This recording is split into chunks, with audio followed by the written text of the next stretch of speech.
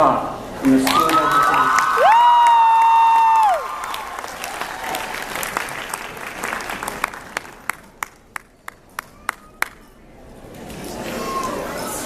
Of you too.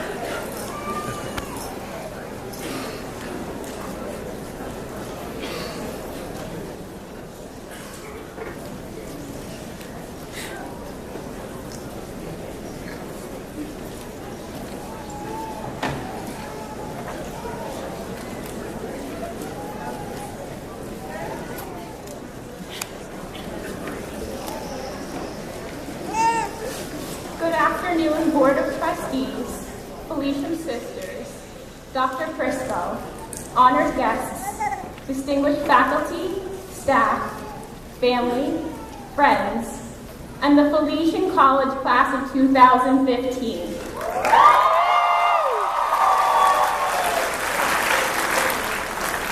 It is such an honor and a privilege to represent this year's graduating class as valedictorian. So before I begin, I wish to most sincerely thank the college for honoring me with this distinction. I would also like to thank the incredible faculty, particularly those in the School of Education and in the Department of History, as well as my wonderful, supportive family and boyfriend, without all of whom I would not be standing here before you all today. Now, most of us graduating today have spent the majority of our lives in school, from elementary school through high school to college.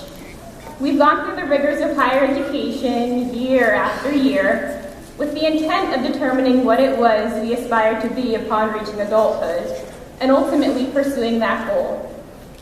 Today, fellow graduates, we've reached the point where our goals are right in front of us. We've graduated college. We're here. And now, thinking back upon all that we've accomplished, there's still so much ahead, so much that we don't quite know. Considering this, as we prepare to embark on the next part of our lives, it's only natural to be nervous or even apprehensive about what lies ahead. Gone is the comfort of knowing that we have another year or another semester in school preparing for the future. The future has arrived. It's time to enter the real world.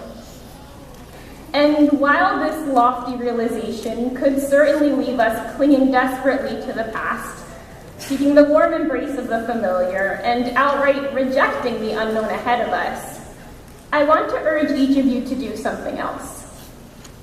I want to urge you to trust your training.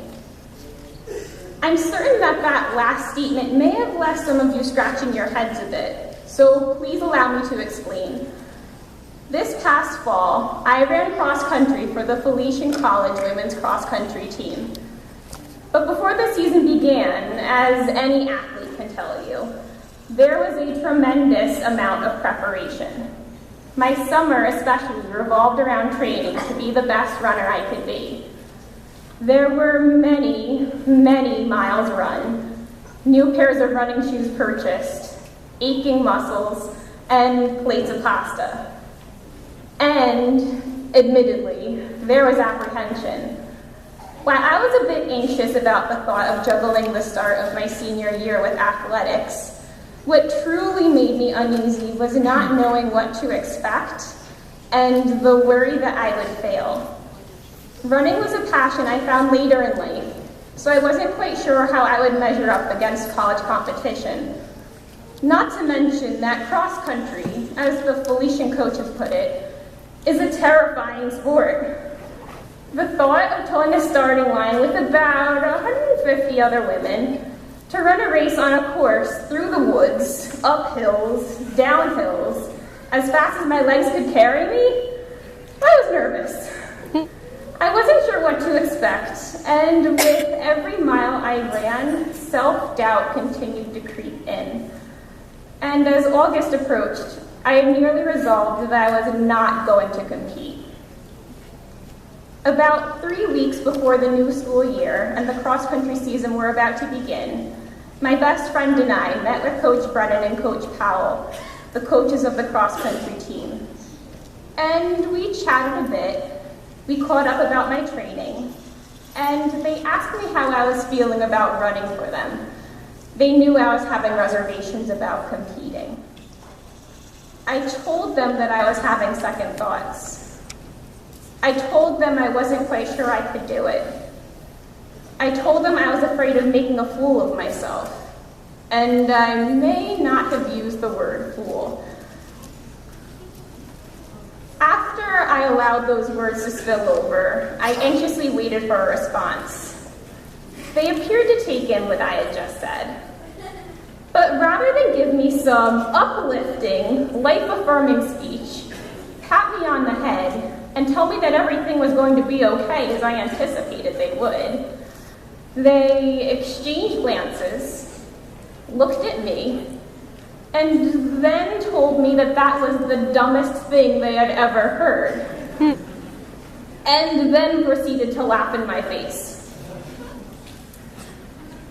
I reflected on their words and laughter on the drive home, and I knew that it would have been easy to say right then and there that it would have been better to not try than try and possibly fail, to just run for me, to not compete for the college. But so much, too much of my life had been spent on just holding on to what I knew for fear of failing at something I had not even attempted. Too much of my life had been spent on missing opportunities, on spending my life in the shadows, then regretting the chances left untaken. The numbers spread across the running log they showed me of miles traversed, workouts completed, personal records set. They showed that I was prepared. My training showed that I could run with the best of the conference. It was just a matter of if I would do it, whether I would go back on my word to join the team and quit 3 weeks before the season started, or trust the work I'd put in to lace up my spikes and head to the starting line. I knew what I had to do. I had to run for Felician. I had to trust my training. Now, all of us here are confronted with a similar situation. Now, granted, most of us won't be racing any 5Ks in the near future. But much like I spent months and months training for a cross-country season, each of us has dedicated the past 4 or more years in college, preparing for our lives after college. And we are not entirely sure what to expect or what lies ahead. We cannot predict what obstacles are situated on our courses or how difficult our courses will be. We do not know if we will stumble and fall along the way or whether we will be able to keep up with the competition. Knowing this, it would be easy for us to shrink away from the challenges that certainly await, or even run in the opposite direction, to refuse to go forward to face all that is ahead of us. But fellow graduates, our starting lines are right in front of us. Countless opportunities wait. So, it is up to us now to trust our training, to know that we are prepared for what's ahead of us. And I know that that is something that is easier said than done, but now is the time to believe that all that we've done is going to take us where we are supposed to be. As I approached the start of my first cross-country race, I looked around and knew I had earned my spot on the line. I knew I had logged more miles than the majority of the competition. I had trained as hard as I could. I was ready. As Felician college graduates, know that we are in the same position. There is something special about being a Felician graduate that other schools simply cannot match. While we may have entered college knowing what it was we desired to do, it was our professors who coached us along to be ready for our futures, and our friends and family who cheered us on as we set out to fulfill our goals.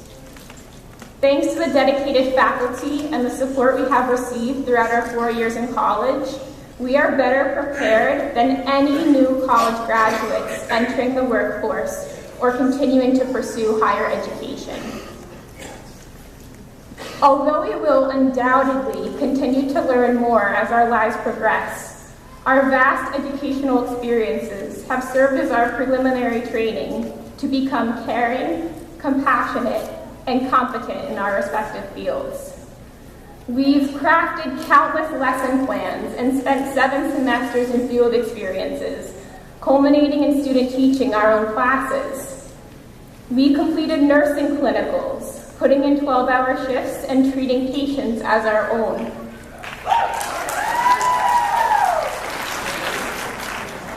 We created business plans, performed scientific experiments, and developed extensive portfolios capturing our artistic talents. Our professors guided us through senior research projects and formal presentations in front of our peers and faculty. We studied, researched, pulled all-nighters, and are guilty of stopping at the Dunkin' Donuts between campuses more times than we'd like to admit. And along the way, we grew to espouse the Franciscan values our college has so instilled in us. We served the less fortunate, showed respect for those around us, gave compassion to those who needed it most. We put in the work, we trained, we're prepared. So, fellow graduates, allow me to congratulate you for all that you have achieved. I wish you all the very best in all that you pursue and dream. Be proud of what you have accomplished, and, most importantly, trust your training. You are ready for what comes next. And let me leave you with this final message, one from my high school history teacher that I believe is appropriate for today. I know you can do great things. Now you just have to go out and do them. On your mark, get set, go.